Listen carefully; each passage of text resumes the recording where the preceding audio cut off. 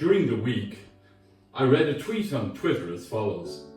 After 7 years welcoming visitors via Airbnb, yesterday I had the first in the form of a cancellation from a lady in New York with the following message. Due to so many violent attacks in Dublin, I no longer feel safe travelling there. The tweet matches the rhetoric of commentators claiming that certain parts of Dublin City are no-go areas. Tyre and Sidon, integral to today's Gospel from Matthew, were considered no-go areas for a respectable Jew. Canaanites were despised by the people of Israel. Canaanites were considered dangerous because they tempted the Israelites to forsake their God in favor of their idols and sacrificial practices. Jesus' meeting with the Canaanite mother poses many questions and has prompted scholars and others to scratch their heads in search of understanding.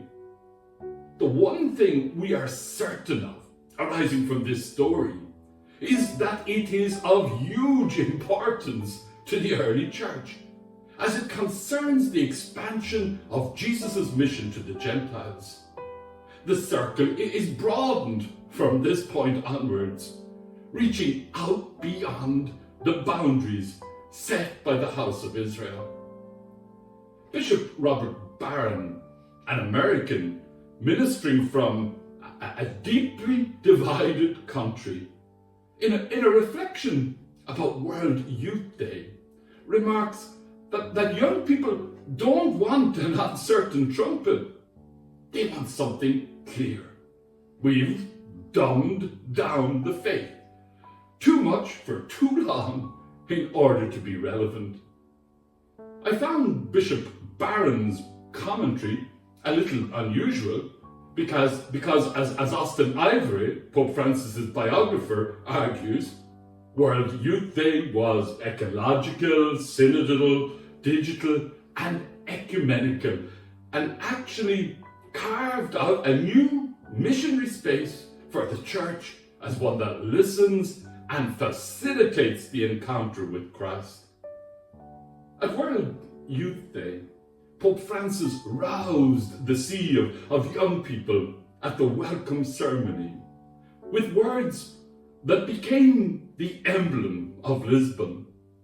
Pope Francis cried out, "In the church, there is room for everyone. Everyone. In the church, no one is left out or left over. There is room for everyone, just the way we are. Everyone." One of the striking features of World Youth Day was a program of catechesis under a model known as Rise Ups, where bishops from around the world learned from young people who offered insights about faith.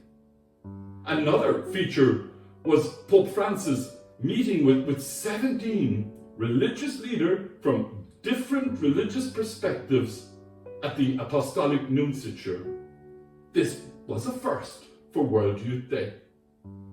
In a world in which religion and cultures mingle far more than they used to, at a time where our fences are not as far apart as they used to be, I believe that the new approach to World Youth Day is rooted in the striking message that flows from the story of the encounter between Jesus and the Canaanite mother.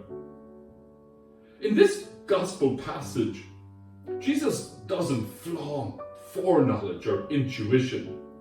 He lets the tables be turned so that in an act of faith, the Israelite is conquered by the Canaanite.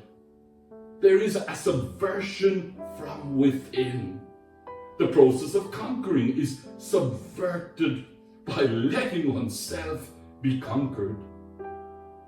For ordinary Catholics, living at a time where tolerance is considered the ultimate virtue, there is a reminder that tolerance is essentially a secular translation of the gospel injunction to love one's enemies.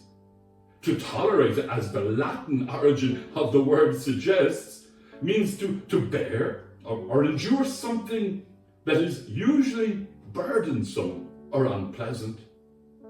Philosopher Richard Carney argues that nowadays the world is full of monsters. He adds, we ourselves have created them by our mutual demonization. Richard recalls the advice given by a psychoanalyst to a patient. Before you wake up out of the dream, try to look into the face of the monster pursuing you. Maybe you'll be surprised to find that the monster is not entirely unlike yourself. Yes, says Carney, let's try to look our enemies in the face and have the courage to acknowledge that they are more like us than were ready to admit. In general, trumpets don't sound when the important decisions of our lives are made. Destiny is made known silently. Replicating Jesus' encounter with the Canaanite mother turns no-go areas into places of love and warmth. Amen.